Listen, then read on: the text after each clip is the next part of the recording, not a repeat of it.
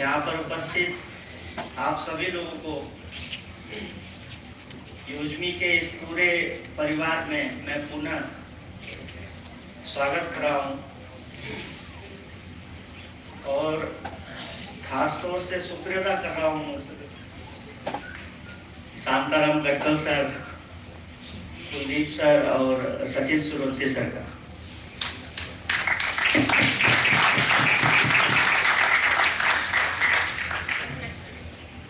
इसलिए शुक्रिया अदा कर रहा हूँ क्योंकि उन्होंने थोड़ा बहुत शेयर किया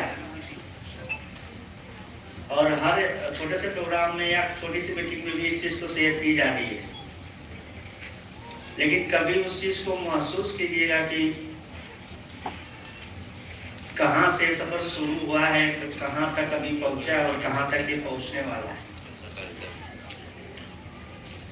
बहुत सी चीजें ऐसी होती हैं जो बहुत सेंसिटिव होती हैं, उसको समझना होता है, उसको महसूस करना होता है। जितने लोग यहाँ उपस्थित हैं, मैं आप सभी लोगों को दिल से शुक्रिया अदा फिर से करता हूँ, इसलिए कि इन लोगों ने इस चीज को बनाने में मेरा साथ दिया। सारे लोग शिद्दत से लगे हुए हैं, लेकिन उससे कहीं ज्यादा शिद्दत से और उम्मीदों से और एक विश्वास के साथ आप सभी लोग जो लगे हुए हैं और जिस हिसाब से आप लोग साथ दे रहे हैं, हमें और हमारे साथ के जितने भी डायरेक्टर और अलग अलग पद पे जो लोग भी बैठे हुए हैं, थोड़ा सा आप हम लोगों को और गंभीर होने की जरूरत है। कुलदीप सर ने बोला कि ये तो जिम्मेदारी दे दी गई अपना आईफोन के माध्यम से। मैं उस दिन को याद कर रहा हूँ जब हम कुलदीप सर के साथ लखनऊ गए थे 2022, 15 दिसंबर 2022 में, और सर के पास जाते ही मैंने कहा कि हमें कहीं चलना है। आप सोच के देखिए कि सॉफ्टवेयर कंपनी में, उनकी खुद की कंपनी, हम तो सिर्फ एक क्लाइंट थे ना, एज ए क्लाइंट उनके पास गए। शांताराम सर हो, कुलदीप सर हो, सचिन सूर्यवंशी सर हो, हम चारों का आपस में कभी भी कोई कनेक्शन नहीं था, और आज अगर चारों लोग एक जगह हैं तो कहीं ना कहीं ये एक सोच है जिसकी वजह से हम चारों हैं।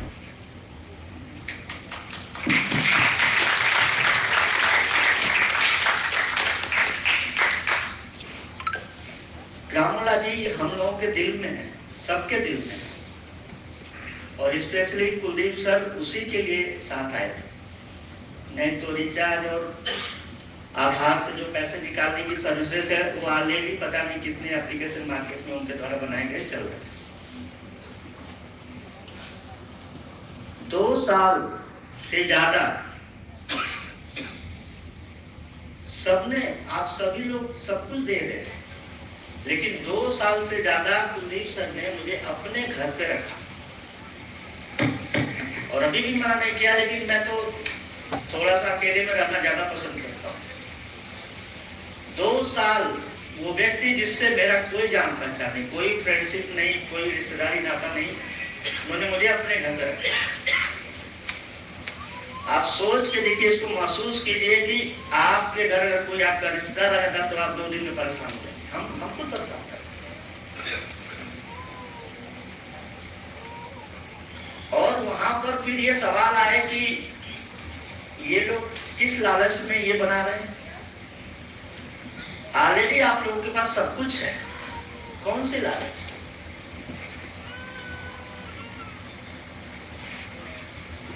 बहुत सी चीजें ऐसी हैं जिसको हम लोग आगे लेके बढ़ रहे हैं, लेकिन उसके पीछे सिर्फ एक रीजन है, और एक रीजन यही है कि हम लोग वो चीज देना चाहते हैं जिसके आप सभी लोग हकदार हैं। बीच में 2018 से लगभग मान के चले गए कि हम लोग इस सफर को लेके चल रहे हैं। लॉकडाउन का 1 साल अगर निकाल दें तो बीच में कुछ परेशानियां जरूर आई, लेकिन हम लोग पीछे नहीं हटे।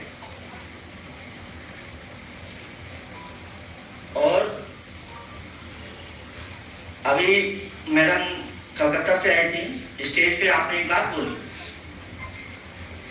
आपने बोला कि हम लोग यहाँ 5 या 6 ट्रेन को बदलते हुए पहुंचे। इस बात से कभी भी नहीं घबराना है। 5 फरवरी 2025 को जब मैं सचिन सर से पुणे में मिल के आया, 15 फरवरी को रात को 10 बजे मैं ऑफिस में, लखनऊ ऑफिस में था।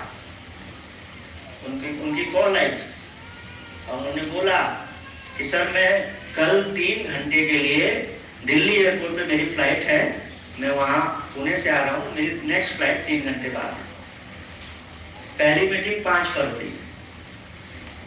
क्या आप 16 तारीख को मिल सकते हो मुझे, या कल आप मुझे मिल सकते हो? उस टाइम कुंभ का समय था। रात को 10 बजे कॉल आती है और मैं 1 मिनट में निर्णय लेता हूँ कि नहीं, मुझे दिल्ली पहुंचना है। और मैं जनरल बोगी से गया था, फरवरी की बात है। और जिस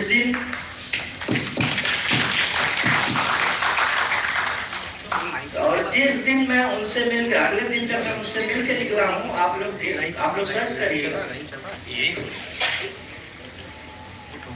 1 घंटे बाद उसी दिल्ली, नई दिल्ली रेलवे स्टेशन पे वो भगदड़ हुई थी। और मैं ठीक 1 घंटा पहले जनरलों की वहां से निकल चुका था, फिर वापस। हमेशा समय और परिस्थितियां एक बराबर नहीं रहेंगी जीवन में। आज हम लोग यूपीआई का सपना देख रहे हैं, पेमेंट गेटवे बीच में ही गायब हो गया।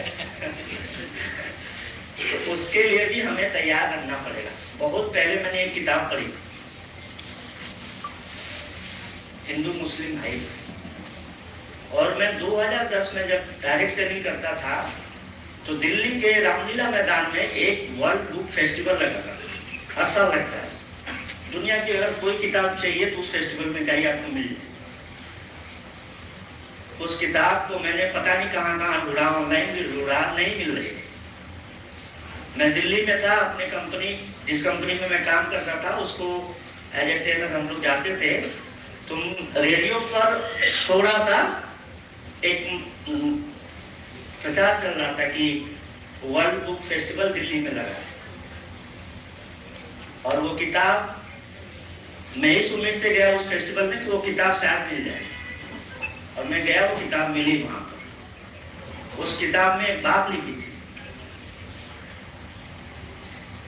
कि अपने साथ में मैं बहुत धन्यवाद करूंगा कि जावेद जाफरी सर, मुजफ्फर सर, और स्पेशली मुस्लिम कम्युनिटी से बहुत सारे दोस्त इस कंपनी को आगे बढ़ लेके जा रहे हैं। वहां पर एक शब्द था 786, 786।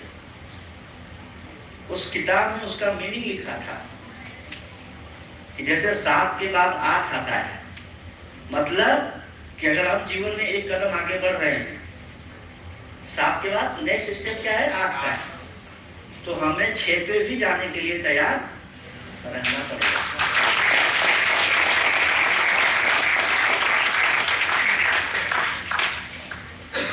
तो हमेशा दिन एक बराबर नहीं रहेंगे। उस समय को मैं याद कर रहा हूँ। किताबें आपके सबसे अच्छे मित्र हो सकते हैं, जरूर टाइम निकाल के पढ़ा करिए आप लोग। एक मैसेज उन लोगों को फिर से देना चाहूंगा जिनको लगता है कि ये कंपनी बाकी कंपनियों की तरह काम कर रही है। हम लोग शुरुआत से संघर्ष करके आगे बढ़ रहे हैं, और जो शुरुआत से पहले दिन से इस साथ कंपनी का जो लोग साथ दे रहे हैं, वही आगे बड़े रैंकों पर कोर टीम में और डायरेक्टरशिप में भी आएंगे। ये जो नए लोग, ये जो सेटिंग करने वाले लोग आज हम लोगों के साथ आना चाहते हैं, उनको सीधा सा मैसेज है, और ये सबके सामने इस इवेंट से मैसेज दे रहा हूँ, ये गंदी हरकतें आप लोग बंद कर दीजिए। हमारे पास और भी बहुत से ऐसे जरूरी काम हैं जिसके लिए मुझे टाइम चाहिए होता है। स्पेशली सचिन सर, अगर आप सुन रहे हैं तो आपको भी बोल रहा हूँ कि आपने इस कंपनी के लिए सब कुछ जिस तरह से आपने मेहनत किया, वही वो चीज थी जिसको देखकर मैं आपके पास गया था।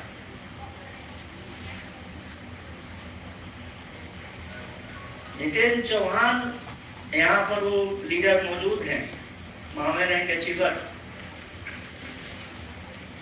दिल्ली का एक एप्लीकेशन 2016 में हुआ करता था, क्या नाम था? Chat cash.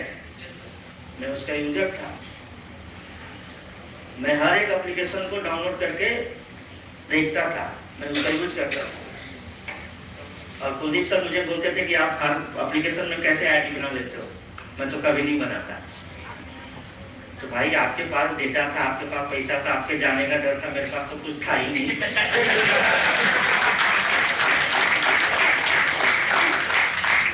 मैं इसलिए सबको ट्राई करता था क्योंकि मुझे वो बनाना था। तो दिन में 20-25 एप्लीकेशन डाउनलोड करना, उसको फिर उस तरह से यूज करना। चैमकैश का मैं यूजर था। कंपनी के शुरुआती टाइम में जितेंद्र चौधरी से मेरी बात हुई। मैं ये बात इसलिए बोल रहा हूँ कि बहुत सारे लोग इस वीडियो को लाइव देख रहे होंगे और उनको ये सीधा सा मैसेज चला जाएगा, मुझे किसी से बात करने की जरूरत नहीं पड़ेगी। जितेंद्र चौहान का मुझे कॉल आया कि चैमकैश के सबसे बड़े लीडरों में से एक, मैं नाम नहीं लूंगा उनका,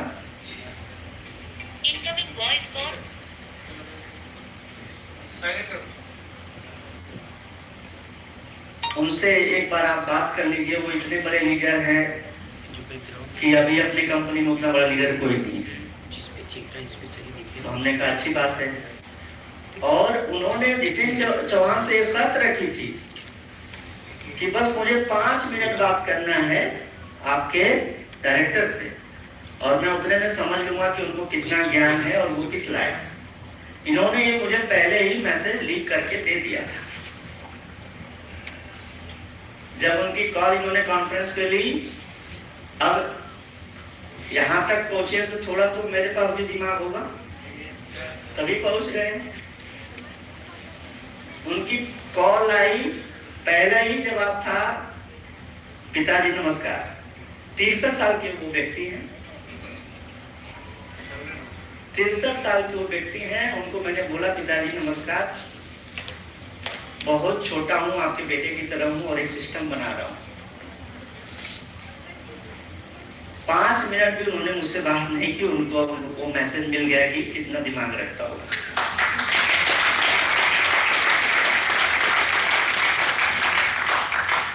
मैं अपनी तारीफ नहीं कर रहा हूं, मैं जहां पहुंचाना चाह रहा हूं वहां वो लोग पहुंचे जो देख रहे हैं। जितेंद्र चौधरी जी के साथ मैं और जितेंद्र चौधरी जी, हिसार कहाँ गए थे सर? रोहतक में हम लोग, एक बहुत बड़ा मॉल था। आप ऐसा मैं बोल सकता हूँ कि 10 करोड़ से ज्यादा उन्होंने खर्च किए थे उसको बनाने में। वो चाहते थे कि वो प्रोडक्ट यहाँ लिस्ट हो, और जितेंद्र चौधरी इसके गवाह हैं।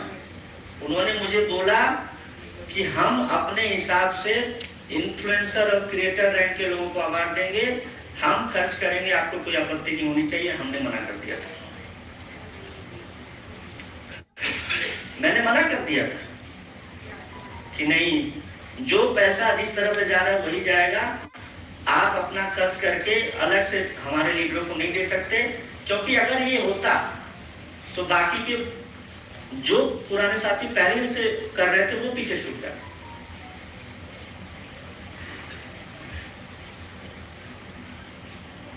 संजोग से हम लोग 2 दिन वहां रुके। अगले दिन हम लोग जा रहे थे तो मैंने बोर्ड पे पढ़ा कि कुरुक्षेत्र 130 किलोमीटर नहीं था सर।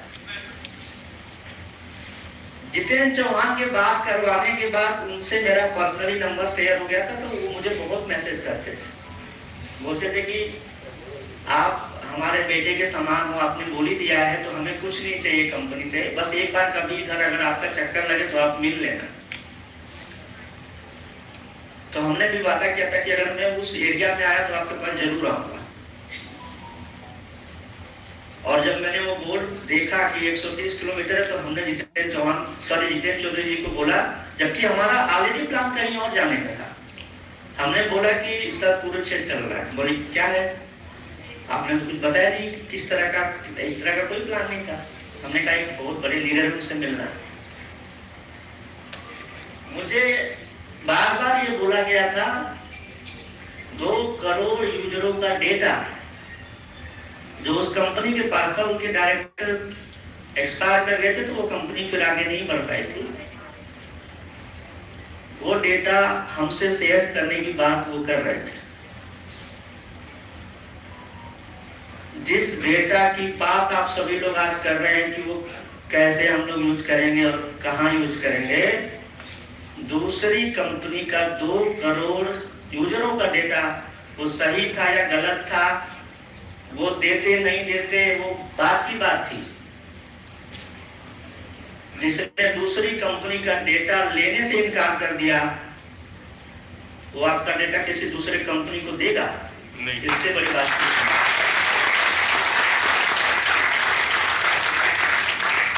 जितेंद्र चौहान जी के साथ मैं उनसे मिलने के लिए गया और हम लोग एक होटल में उनसे मिले।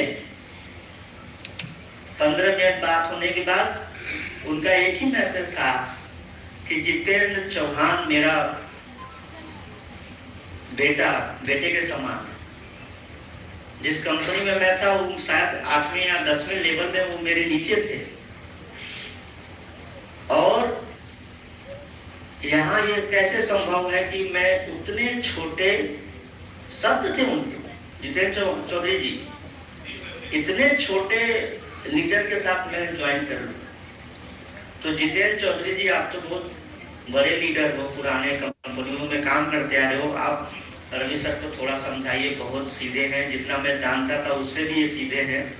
इनको बताइए कि एक सिस्टम होता है बैकएंड से भी लोगों को लाने का।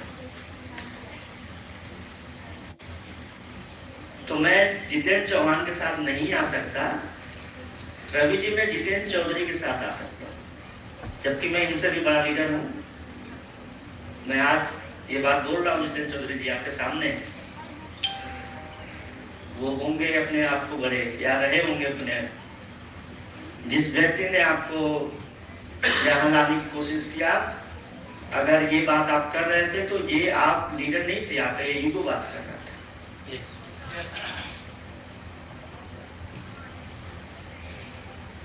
और जितेंद्र चौधरी के साथ वो जाना चाहते थे। जितेंद्र चौधरी के मन में भी अगर ये बात आई होगी कि नहीं बड़ा लीडर है, हो सकता है, लेकिन सिस्टम पिछले 1-1.5 महीनों में ऐसा कर चुका था कि इनकी भी हिम्मत नहीं हुई कि उनको अपने साथ ले।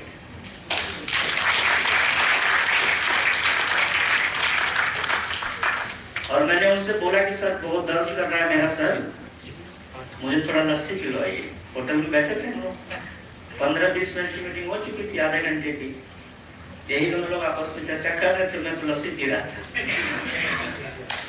हमने कहा सुना यहाँ बहुत भयंकर युद्ध हुआ था, धरती पूरी लाल है कुरुक्षेत्र में, तो हम तो पढ़े हैं, सुन देखे तो है नहीं, तो आप पहले हमें वो दिखा दीजिए, ये सब सेटिंग बाद में होती रहेगी। तो उन्होंने कहा नहीं वो तो बहुत दूर है, एशिया का सबसे बड़ा तालाब है काशी में, वो दिखा। हमने हाँ वही दिखा दीजिए, हमें बस निकलना था वहां से किसी भी बात में।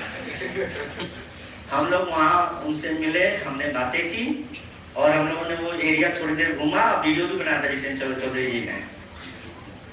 और फिर हम वहाँ से उनसे है हेलो करके, कोई जवाब नहीं, कोई सवाल नहीं, कोई मैसेज नहीं, कोई मनाही नहीं उनको। वहाँ से निकलने के करीब 12 किलोमीटर तक जितेंद्र चौधरी जी भी ना कुछ बोल रहे हैं ना मैं कुछ बोल रहा हूँ। ये अपना बुरा गीत लगा रहे होंगे ना, क्या बोलना है क्या कहना है। तो बोले सर ऐसे चल चलेंगे क्या, दिल्ली तक कुछ बोलोगे? हमने कहा बोलेंगे, सुन रहा हूँ, सोच रहा हूँ कुछ। तो हमने कहा कि मैंने इनसे पूछा कि वो जितेंद्र चौहान तो यहाँ है नहीं, ले लीजिए अपने साथ, क्या फर्क पड़ता है। तो ये बोले पागल है, सिस्टम बन रहा है उस तरह से, कोई सवाल नहीं। क्या सर यही बात है? मैं सैल्यूट करता हूँ जितेंद्र चौधरी जी को मैं सैल्यूट करता हूँ सर। 2 बार कॉल आया, तो नोट के कभी रिप्लाई नहीं किया। मैं सैल्यूट करता हूँ आपको। ये सिर्फ एक उदाहरण नहीं है, ऐसे सैकड़ों उदाहरण, छोटे बड़े। ठीक है, मैं बस ये मैसेज देना चाहता हूँ कि जो पहले दिन से इस कंपनी को आगे लेके जा रहा है, वही आगे इस कंपनी के सब कुछ होंगे। एक ड्राफ्ट है, अगर वो आप इस पे चला दें, ले लीजिए, मैं शेयर आपको कर दे रहा हूँ।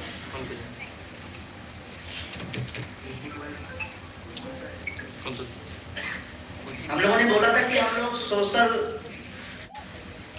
इनकम जो हो रही है वो तो चलती रहेगी, उसके साथ साथ जो क्वाइन की बात होती है उसको कन्वर्ट करने की बात शेयर में होती है। तो थोड़ा सा अपडेट कर दूं कि आईपीओ वो 2, 4, 5 साल 20 साल का वो आगे तक अपना है, लेकिन उससे पहले जो आपके क्वाइन है वो कन्वर्ट होंगे प्री शेयर में।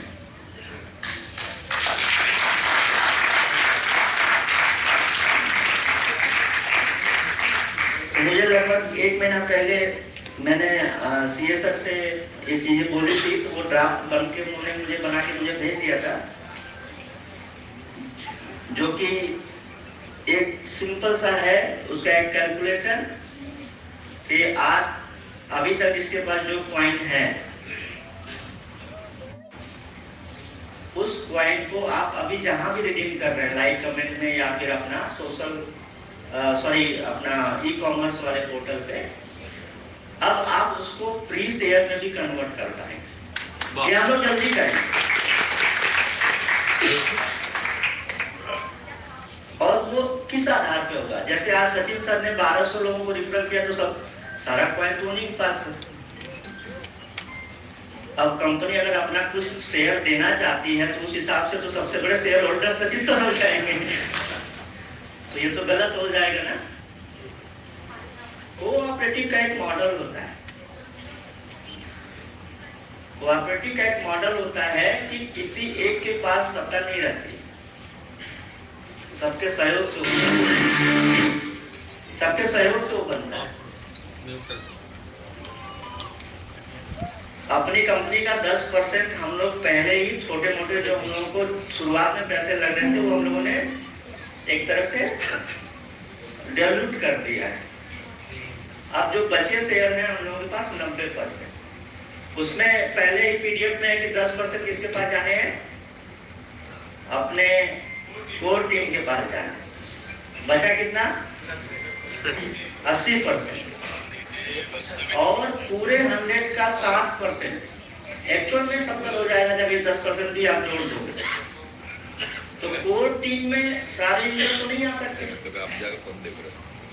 एक नॉर्मल यूजर भी शेयर होल्डर बन पाए, और ये तब संभव है जब आईपीओ आ जाएगा।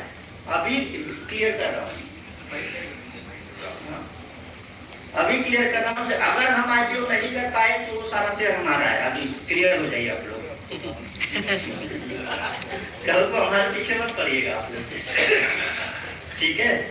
लेकिन ये सिर्फ बोलने की बातें नहीं है, वो हम लोगों का इरादा है करने। तो 60% शेयर का वो जो ड्राफ्ट मैं सबको शेयर कर रहा हूँ, अगर स्क्रीन पे हो सकती है क्या वो फाइलों पे? हाँ भेज दीजिए, भेज दीजिए स्क्रीन। हाँ हाँ, एक मिनट, ऑन स्क्रीन ऑन।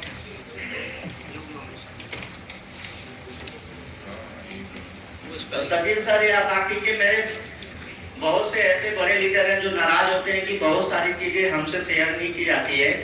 ये जो अभी 60% की बात है, ये भी ये दोनों डायरेक्टरों से नहीं शेयर किया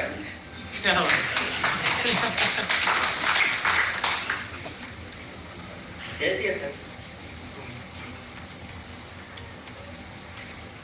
और नहीं शेयर करने का एक रीजन है, अभी बहुत सी ऐसी कंपनियां जो मैपिंग का ठीक कॉपी करके मार्केट में उतर गई। यहाँ तक कि उन्होंने पीडीएफ भी नहीं बदला हम लोगों को, बस वो मैपिंग की जगह उनका कोई हो गया, सब वैसे ही स्पिन के नाम से कुछ आ रहा है फेसबुक। हाँ जो भी हो, तो बहुत सारी चीजें मैं शेयर नहीं कर सकता हूँ चाह के भी। करना भी, आगे की प्लानिंग है जो भी है। तो इसका मतलब ये मत सोच लीजिएगा कि नहीं कुछ है ही नहीं, वो जो बात होती है कि ये करेंगे कि नहीं करेंगे। वो ड्राफ्ट मैंने भेजा, अगर चल जाए तो ठीक है ना, तो फिर हम वो ग्रुप में भी शेयर कर दें। ये ड्राफ्ट एक तरह का जैसे हम लोग लॉकर बैंक में होता है, तो हम क्या करते हैं कि हमारे घर पे चोरी ना हो जाए तो हम अपने गहनों को लॉकर में, बैंक में लॉकर रूम में जाके या पैसों को जमा कर देते हैं। ठीक उसी तरह से यूजमी का 7% शेयर वो ड्राफ्ट बनेगा, जो 7% शेयर ऐसी जगह रखे होंगे जो सिर्फ यूजरों को उसका हक है, वो हम मैनेजमेंट को उसका हक ही नहीं है। एक तरह से वो लॉकर रूम में है, वो इतना आप नॉर्मली भाषा में समझ लीजिए। और जो आपके पास क्वाइन है, हर महीने जो आप बिल पेमेंट करोगे वो 500 मिनिमम से लेकर मैक्सिमम जो आप करते हैं वो आपके बिल पेमेंट्स के हिसाब से कन्वर्ट होगा, ना कि अभी आपके पास 50,000 क्वाइन है या 10,000 क्वाइन। ठीक है, ये क्लियर आप लोग रहिए। और ये इसलिए किया जा रहा है कि किसी एक व्यक्ति को मैक्सिमम शेयर देने से कैसे रोका जाए, जो पहले से शेयर करके पा चुके हैं। शायद पूरा दिख रहा है, आप नहीं दिख रहा होगा, मैं भेज दूंगा, आप लोग देखिए। आप बोल के बता दीजिए। किसी लीगल टीम जो यहाँ पे अगर उस तरह के भी व्यक्ति हो तो वो भेज कर इसको पढ़वा सकते हैं, और क्या ये लीगल है कि नहीं ये भी जान सकते हैं, क्या हम ऐसा कर सकते हैं कि नहीं कर सकते। ईसॉप एक मॉडल होता है जिसमें कोई भी प्राइवेट लिमिटेड कंपनियां अपनी एम्प्लॉइयों को एक शेयर देती हैं। मतलब अगर कोई एम्प्लॉय हमारे साथ 5 साल से अच्छे से मेहनत कर रहा है तो हम अपनी कंपनी का कुछ शेयर उसके नाम कर दें, और कभी कंपनी अगर उस लेवल पे बड़ी हुई तो उसको उस विश्वास का या उसने जो मेहनत किया था उसका उसको फल मिले। ठीक उसी तरह से यूज ऑफ एक मॉडल होगा जिसमें यूजर ऑन करेगा इस शेयर, या एम्प्लॉय नहीं, कौन से होल्ड करेगा, यूजर करेगा। तो ये चीजें हम लोग मतलब अगले महीने हम लोग कोशिश करेंगे, क्योंकि अभी पेमेंट गेटवे का है तो पहले वो करना है, वो जरूरी है, फिर हम इस पे आएंगे। तो सीधा से है कि अगर आप 500 रुपए का बिल पेमेंट करते हो मिनिमम, तो वहां पर कुछ पॉइंट होंगे जो रिडीम होके आपके एक सर्टिफिकेट की तरह आपके एप्लीकेशन में वो दिखता रहेगा। ठीक है, कि इतना शेयर कन्वर्ट होके वो आपको सेव हो गया। फिर दूसरे महीने आप बिल पेमेंट करोगे, फिर वो कन्वर्ट करके उसी में ऐड हो जाएगा, ऐड ऑन होता चला जाएगा। ठीक है, और कभी अगर हम 10 साल बाद या 5 साल बाद जब भी हम आईपीओ करते हैं, तो जो मार्केट में लिस्टेड शेयर होते हैं ना, रिटेल में जो जाता है, उसमें से उतना परसेंटेज पहले से ही आप लोगों के पास रहेगा, उसको आपको खरीदने की जरूरत नहीं।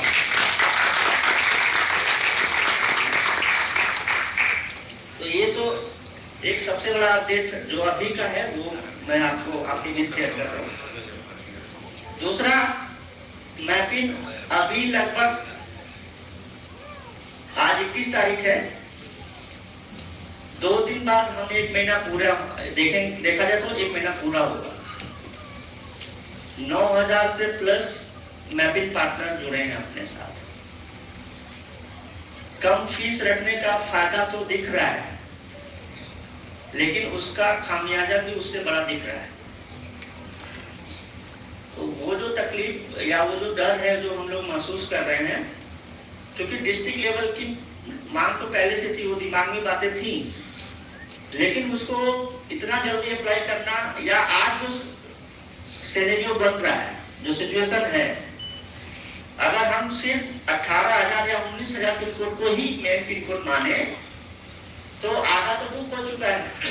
तो एक क्राइटेरिया ये बनाया जा रहा था कि अगर कोई पार्टनर, मैपिंग पार्टनर, कई लोगों का ये सवाल था और पुराने साथी ये चाहते थे कि सबसे पहले डिस्ट्रिक्ट लेवल या फिर बड़े जो लेवल के ये जिम्मेदारी है पुराने लोगों को दिया जाए, लेकिन ऐसा नहीं होगा।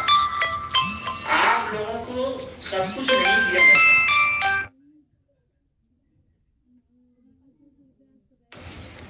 तो जो 10 रेफरल मैपिंग पार्टनर कर रहा था, सेल्फ रेफरल की बात हो रही। जैसे अगर मैं खुद मैपिंग पार्टनर हूं और मैंने 10 और रिफर किया है आगे, तो मैं उस क्राइटेरिया के लिए एलिजिबल हूं, एलिजिबल हूं, कहा नहीं गया।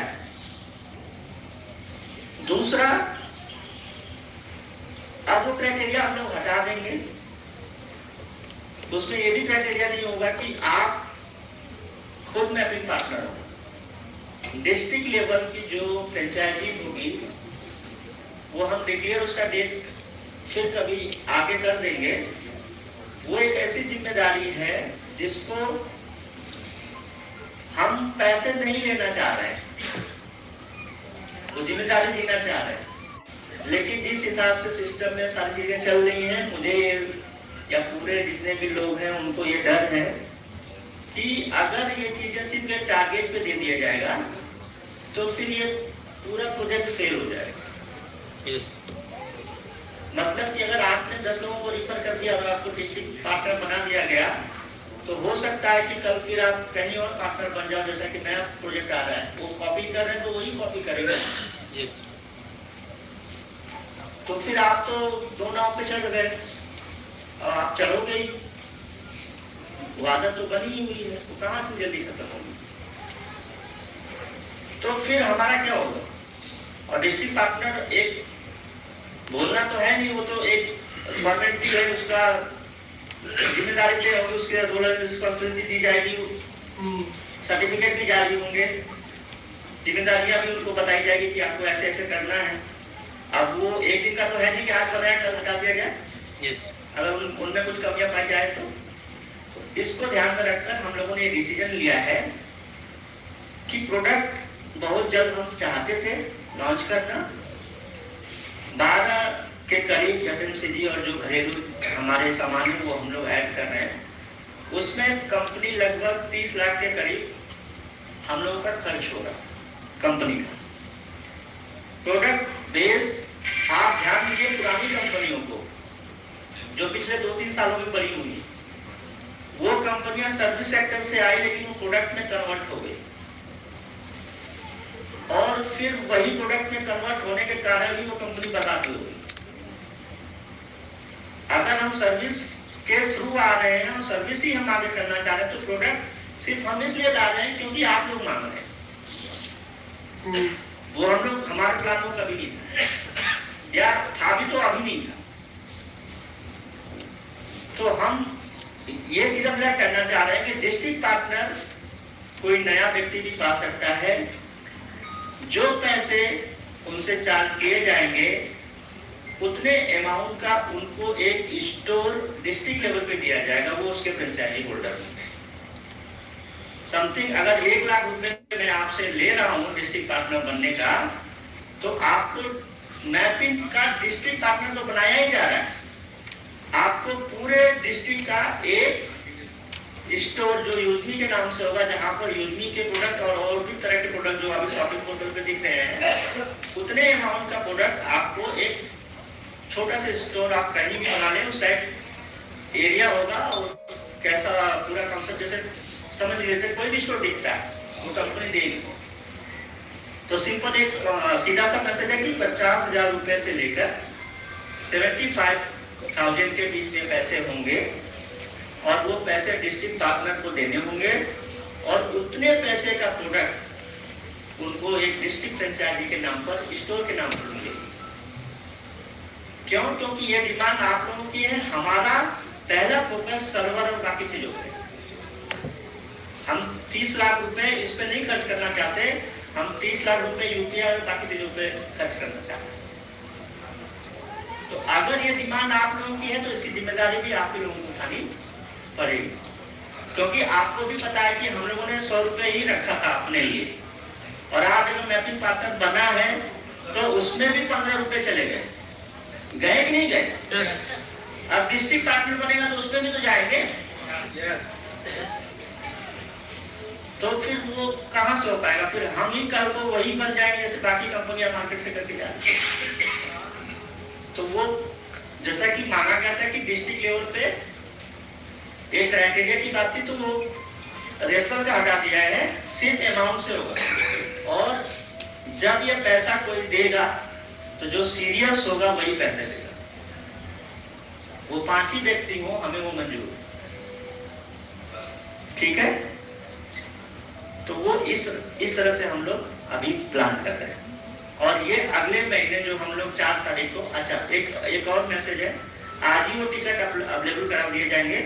4 जनवरी को जयपुर में इवेंट होने जा रहा है, अगले 4 जनवरी। ठीक 12-13 दिन बाद वो इवेंट होने के बाद हम वो चीज अवेलेबल करा देंगे कि, या उसी इवेंट में हम लोग क्लियर बता देंगे कि एग्जैक्ट क्राइटेरिया क्या होगा। अमाउंट लिया जाएगा ये निश्चित है, और ये इसलिए लिया जाएगा क्योंकि हम सीरियस लोगों को चाहते हैं और पैसे की जरूरत नहीं है, एक जिम्मेदार पर्सन की जरूरत है, जो कि आप लोग भी महसूस कर रहे होंगे। बहुत से ऐसे पिन कोड पार्टनर हैं जिनको पता ही नहीं कि उनका मैं भी पार्टनर बनाया कैसा, बोल रहा हूं। एक पिन कोड पार्टनर का कॉल आया, वो कह रहा है कि मुझे कॉल आ रही है कि 2500 रुपए जगह 25,000 ले लो। ये कौन सा रजिस्ट्रेशन हो गया मेरा? मैं तो मैं क्या करूं? 2500 तो मेरा दोस्त ले लिया था, 25,000 कब दोगे बताओ? आप लोग नंबर दे देते हैं किसी ऐसे। तब मेरा दिमाग में करने का ये भी चल रहा है। दूसरा, कुछ दोस्त ऐसे भी थे कि वो पहले जिसको मैपिंग पार्टनर बनाने गए थे, पहले उसको 799 का प्रीमियम बनाया 200 के लिए, फिर उसको मैपिंग बनाया 600 के लिए। ऐसा प्लीज मत आप लोग करिए अपने फायदे के लिए, फिर वो हमसे सवाल होता है ना।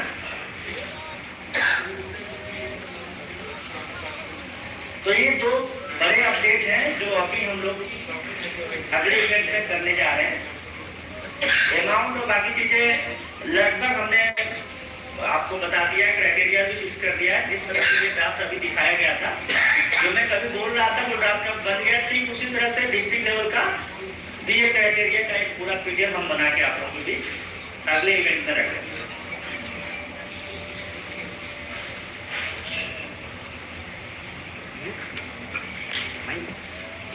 दो लोगों का, जैसे सर का भी एक क्वेश्चन था कि आरबीआई को लेकर भी एक सवाल है। बहुत सारी चीजें बीच बीच में बातें होती रहती कि हमें जरूरत है कि नहीं। निश्चित तौर पर उस चीज की जरूरत पड़ती है, लेकिन उस चीज को आप समझेंगे तब। वॉलेट सिस्टम जब ये ट्रांजैक्शन होते हैं, वहां पे 2-3 तरह के लाइसेंस लगते हैं आरबीआई के थ्रू। पीपीआई लाइसेंस होता है वॉलेट का, सेमी क्लोज वॉलेट लाइसेंस होता है। पेटीएम, आपको अगर याद होगा तो पहले भारत पे ऐसी कंपनी थी जिन्होंने एक ही बार पे बाकी प्लेटफॉर्म से भी एक्सेप्ट करने का काम किया। ये भारत पे ने पहले किया था। उससे पहले पेटीएम जब वॉलेट हुआ करता था, तो आप लोग देखते हैं कि उस वॉलेट के पैसे को आप किसी बैंक अकाउंट में भी ट्रांसफर कर सकते हैं, उसका चार्ज देकर। ये वो अलग अलग तरह के लाइसेंस है जो सेमी क्लोज और जो पीपीआई वॉलेट के लाइसेंस होते हैं। क्या हम लोग जो वॉलेट में पैसा लेते हैं उसको विड्रॉल करने देते हैं आपको? नहीं। या अकाउंट में भेजने देते हैं? नहीं। जो वॉलेट में पैसा लिया जा रहा है वो आपको सर्विस देने के लिए लिया जा रहा है,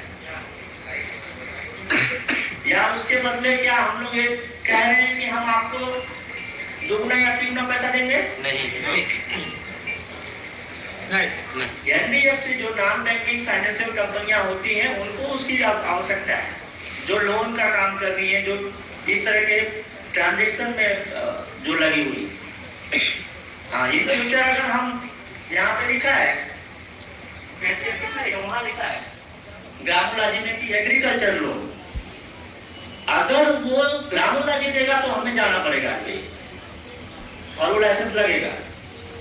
लेकिन अगर किसी ऐसी एनबीएफसी कंपनी के पास ऑलरेडी अगर वो लाइसेंस है, तो हम उनके साथ भी पार्टनरशिप करके ये काम कर सकते हैं। उस टाइम भी हम लोग ग्रामोलॉजी भी देगा तो भी आवश्यकता नहीं आती है।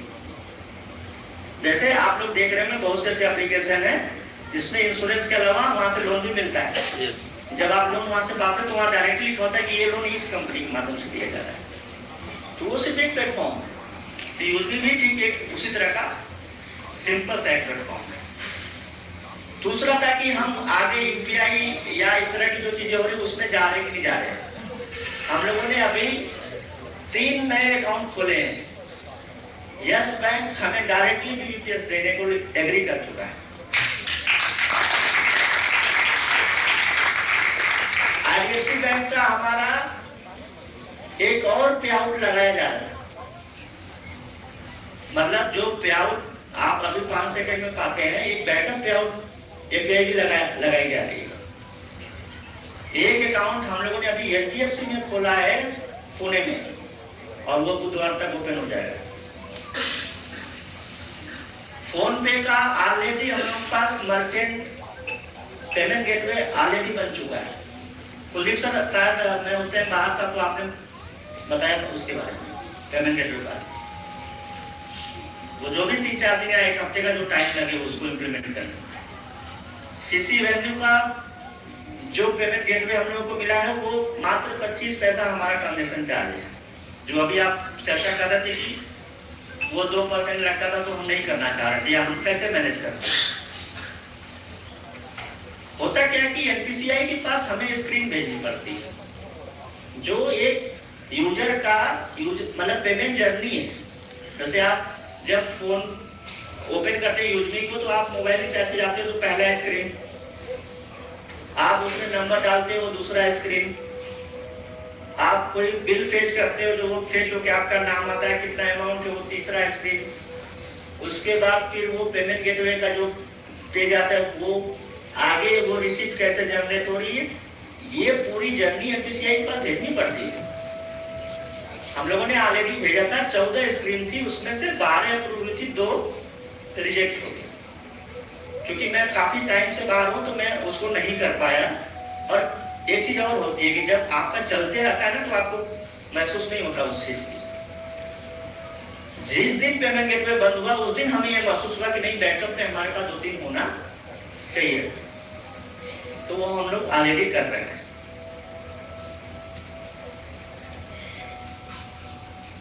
यूपीआई मजाक नहीं है, लेकिन वो पहाड़ भी नहीं जिसको चढ़ा नहीं जा सकता।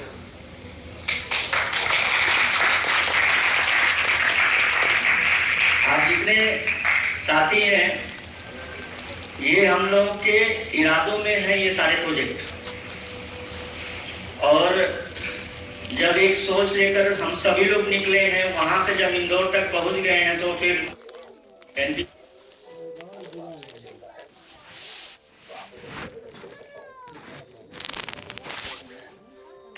लेकिन उसके लिए प्रयास जरूर किया जाएगा।